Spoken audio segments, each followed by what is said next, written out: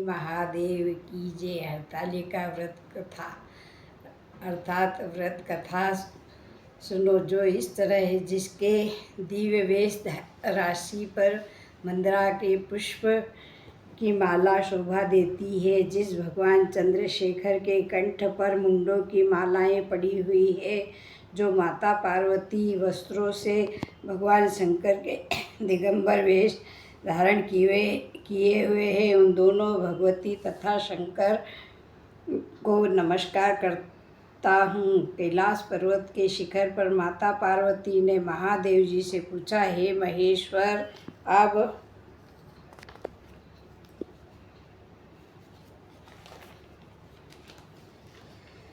हमसे आप गुप्त से गुप्त वार्ता कहिए, जो सबके लिए सब धर्मों में सरल है अथवा महान फल देने वाली है। हे नाथ, अब आप हमसे भली भांति प्रसन्न होकर आप मेरे सन्मुख प्रकट कीजिए। हे नाथ, आप यदि मान्य और अंत सहित आपको मेरी माया का कोई पार नहीं है, अब हम आपको इस प्रकार से प्राप्त करें और कौन कौन से दान पुण्य फल से आप हमें वर के रूप में मिले।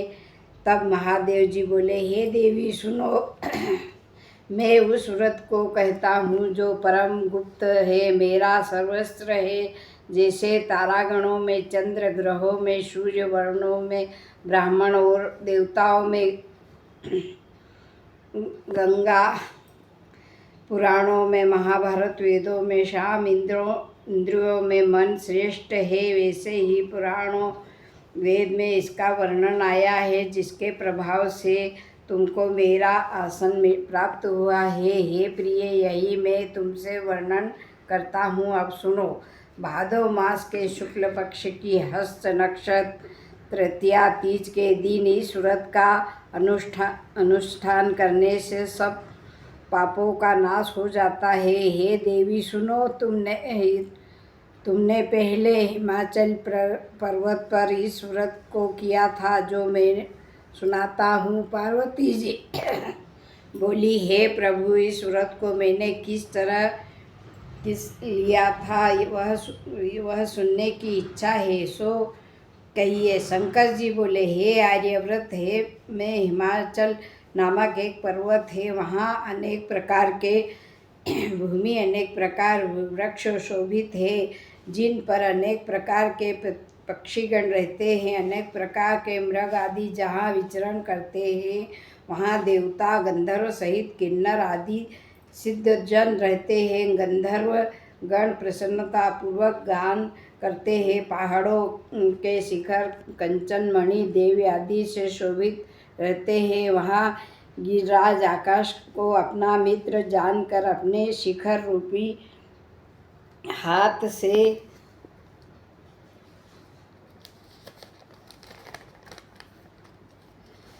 छूता रहता है, जो सदैव बर्फ से ढका हुआ गंगा की कलकल ध्वनि से शब्दमय रखते हैं। हे गिरिजे, तुमने बाल्यकाल में जो इस स्थान पर तप किया था, वह 12 साल नीचे को मुख करके धूम्रपान किया। तब फिर 64 वर्ष तुमने बेल के पत्ते भोजन करके तप किया। माघ के महीने में जल में रहकर, वैशाख में अग्नि में प्रवेश कर तप किया। श्रावण माह के महीने में बाहर खुले में निवास कर अन्य जल त्याग कर तप करती रही। तुम्हारे कष्ट को देख तुम्हारे पिता चिंतित हुए। मैं चिंतातुर होकर सोचने लगे कि मैं इस कन्या को किसके साथ वरण करूं। तब इस अवसर पर सब देवयोग से ब्रह्मा जी के पुत्र देवऋषि नारद जी वहाँ आए। देवऋषि नारद जी, तुमको शैलपुत्री देखा तो तुम्हारे पिता हिमाचल ने देवऋषि को अर्थ पदम आसन देकर सम्मान सहित बैठाया और कहा, हे मुनिवर, आज आपने यहाँ तक आने का कष्ट कैसे किया। आज मेरा अहोभाग्य है कि आपका शुभ आगमन यहाँ पर हुआ। कहिए, क्या आज्ञा है। तब नारद जी बोले, हे गिरिराज, मैं विष्णु का भेजा हुआ आया हूँ। तुम मेरी बात सुनो और अपनी लड़की को उत्तम वरदान करे। ब्रह्मा, इंद्र, शिव आदि देवताओं में विष्णु के समान कोई नहीं, इसलिए तुम मेरे मत से आप अपनी पुत्री का दान विष्णु भगवान को दे। हिमाचल बोले, यदि भगवान वासुदेव स्वयं ही पुत्री को ग्रहण करना चाहते हैं तो फिर इस कार्य को आपका आगमन हुआ है तो यह मेरे गौरव की बात है, अवश्य उनको ही दूंगा। हिमाचल की यह कथा सुनते ही देव ऋषि नारद आकाश में अंतर्ध्यान हो गए। शंख चक्र गदा एवं पीताम्बरधारी विष्णु जी के पास पहुँचे। नारद जी हाथ जोड़कर विष्णु जी से कहा, हे प्रभु, आपका विवाह कार्य निश्चित हो गया है। यहाँ हिमाचल ने प्रसन्नतापूर्वक कहा कि हे पुत्री, मैंने तुमको गरुड़ध्वज भगवान विष्णु को अर्पण कर दिया। पिता के वाक्यों को सुनते ही पार्वती जी अपनी सहेली के घर गई और पृथ्वी पर गिर पड़े। अत्यंत दुखित होकर विलाप करने लगी। उनको विलाप करते हुए देखकर सखी बोली, हे देवी, तुम किस कारण से दुखी पाती हो, मुझे बताओ, मैं अवश्य तुम्हारा इच्छा पूर्ण करूँगी। तब पार्वती बोली, हे सखी सुन, मेरी जो मन की अभिलाषा है वह मैं अब सुनाती हूँ। मैं महादेव जी को वरण करना चाहती हूँ, इससे संदेह नहीं। मेरे इस कार्य को पिताजी ने बिगाड़ना चाहा है, इसलिए मैं अपने शरीर का त्याग करूँगी। तब पार्वती के इन वचनों को सुनकर सखी ने कहा, हे देवी, जिस वन को पिता ने ना देखा हो तुम वहाँ चली जाओ। तब हे देवी पार्वती जी, तुम उस अपनी सखी का यहाँ वचन सुनकर ऐसे वन को चली गई जहाँ हिमाचल तुमको घर पर ढूंढने लगे और सोचा कि मेरी पुत्री को यहाँ तो कोई देव, दानव अथवा किन्नर हरण करके ले गए हैं। मैंने नारद जी को यह वचन दिया है था कि मैं अपनी पुत्री को गरुड़ध्वज भगवान के साथ वरण करूँगा। हाय, अब यह किस तरह पूरा हुआ। ऐसा सोचकर बहुत चिंतातुर हो मूर्छित होकर गिर पड़े। तब सब लोग हाहाकार करते हुए दौड़े हुए आए। मूर्छित नष्ट होने पर गिरिराज से बोले कि हमें अपनी मूर्छा का कारण बताओ। हिमाचल बोले, मेरे दुख का कारण यह है कि मेरी रत्नरूपी कन्या को कभी हरण करके ले गए, सर्प डस गया अथवा किसी सिंह का व्याघ्र ने मार डाला है, ना जाने वह कहाँ चली गई, उसे किसी राक्षस ने मार डाला है। इस प्रकार कह गिरिराज दुखित होकर इस तरह काँपने लगे जैसे तीव्र वायु चलने पर कोई वृक्ष काँपता है। तत्पश्चात पार्वती जी तुमको गिरिराज सखियों सहित घने जंगल में ढूंढने निकले। सिंह, व्याघ्र आदि सिंह जंतुओं के कारण वन वहाँ भयानक प्रतीत होता था। तुम भी सखी के साथ जंगल में घूमती हुई भयानक जंगल में एक नदी के तट पर एक गुफा में पहुँची। उस गुफा में तुम अपनी सखी के साथ प्रवेश कर गई, जहाँ तुम अन्न दान का त्याग करके बालू का शिवलिंग बनाकर मेरी आराधना करती रही। उसी स्थान पर भाद्र मास के हस्त नक्षत्र की युक्त तृतीया के दिन तुमने मेरा विधि विधान से पूजन किया। तब रात्रि को मेरा आसन डोलने लगा। मैं उस स्थान पर आया जहाँ तुम्हारी सखी दोनों थी। मैंने आकर तुमसे कहा, मैं तुमसे प्रसन्न हूँ, तुम मुझसे वरदान मांगो। तब तुमने कहा, हे देव, यदि आप प्रसन्न हैं तो आप महादेव जी मेरे पति हो। मैं तथास्तु ऐसा होकर वहाँ यह कहकर कैलाश पर्वत को चला आया। तुमने प्रभात ही होते उस बालू की प्रतिमा को नदी में विसर्जन कर दिया। हे शंभु, तुमने वह अपनी सखी सहित व्रत का पारायण किया। इतने में हिमवान भी वहाँ ढूंढते हुए उस वन में आ पहुँचे। वहाँ चारों ओर तुम्हें ना देखकर मूर्छित होकर जमीन पर गिर पड़े। उसी समय नदी के तट पर 2 कन्याओं को देखा तो वे तुम्हारे पास आए और आ गए, तुम्हें हृदय से लगाकर रोने लगे। बोले, तुम इस सिंह व्याघ्र युक्त घने जंगल में क्यों चली आई? पार्वती जी बोली, तुमने कहा, हे पिता सुनिए, मैंने पहले अपने शरीर को शंकर जी को अर्पित कर दिया।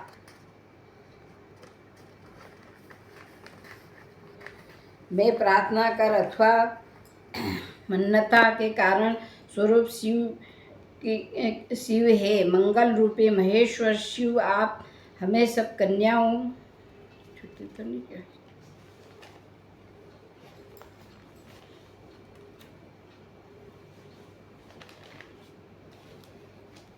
किंतु आपने इस विपरीत कर लिया, इसलिए मैं वन में चली आई। ऐसा सुनकर हिमवान ने फिर तुमसे कहा, मैं तुम्हारी इच्छा के विरुद्ध यहाँ कार्य नहीं करूँगा।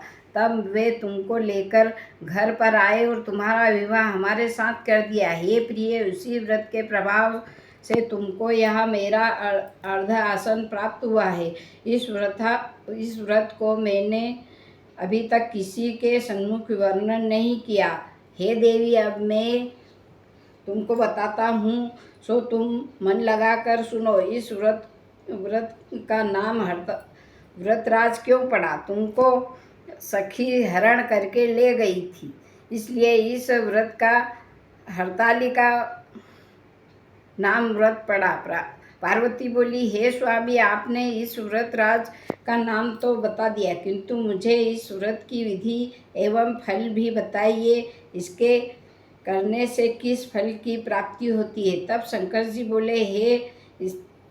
बोले कि स्त्री जाति के अच्युतम व्रत की विधि सुनिए। सौभाग्य की इच्छा रखने वाली स्त्री इस व्रत को विधि पूर्वक करे। उसमें केले के खंभे से मंडप बनाकर वंदनवारों से शोभित कर उसमें विविध रंगों से रेशमी वस्त्रों की चांदनी तान तनेव देव, फिर चंदन आदि सुगंधित दिव्यों से लेपन करके स्त्रियां एकत्रित होकर शंख, भैरव, मृदंग बजावे, विधि पूर्वक मंगलाचार करे, गीत वाद्य करे करके गौरा और शंकर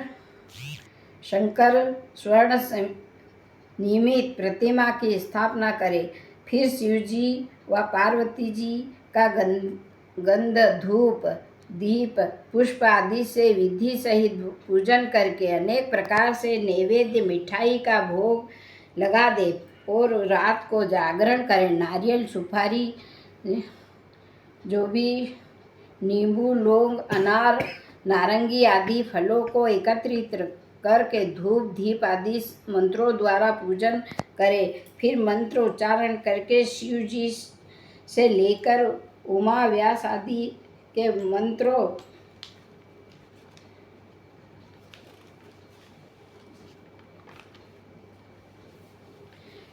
मंत्रों में प्रार्थना कर प्रार्थना मंत्र ध्यान। कल्याण स्वरूप शिव जी, मंगल स्वरूप महेश्वर, हे शिव, आप हमसे सब कामनाओं को देने वाली देवी कल्याण रूपी तुमको मैं नमस्कार करती हूँ। कल्याण रूपी स्वरूप माता पार्वती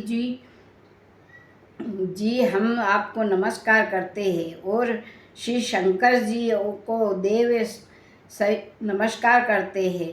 ब्रह्म फणी जगत का पालन करने वाली माता जी आपको नमस्कार। सिंह वाहिनी संस्कार के भय से व्याकुल हूँ, मेरी रक्षा करें। हे महेश्वरी, मैंने इस अभिलाषा से आपका पूजन किया है। हे पार्वती माता, आप हमारे उपहार प्रसन्न होकर मुझ पर सुख और सौभाग्य प्रदान कीजिए। इस प्रकार इस मंत्र का उमा सहित शंकर जी का पूजन करें तथा विधि विधान सहित कथा सुने। गो वस्त्र तथा आभूषण ब्राह्मणों को दान करें। इस प्रकार पत्नी दोनों को एकाग्रचित होकर पूजन करके वस्त्र आभूषण आदि का संकल्प द्वारा ब्राह्मणों को दे। हे देवी, इस प्रकार व्रत करने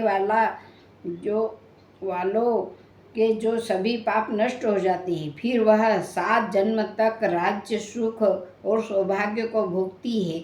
जो स्त्री तृतीया के दिन अन्न आहार करती है, व्रत को नहीं करती है, वह 7 जन्म तक विधवा एवं विद्वान होती है। जो स्त्री इस व्रत को नहीं करती, वह धन और पुत्र के शोक से अधिक दुख को भोगती है तथा घोर नरक में जाकर कष्ट पाती है। इस दिन अन्न आहार करने वाली सुकरी, फल खाने वाली बांदरी तथा जल पीने वाली टिटेरी, शरबत पीने वाली जोक, दूध पीने वाली सर्पनी, मांस खाने वाली ब्यागनी, दही खाने वाली बिलहरी, मिठाई खाने वाली चींटी, सब चीज़ खाने वाली मक्खी का जन्म पाती है।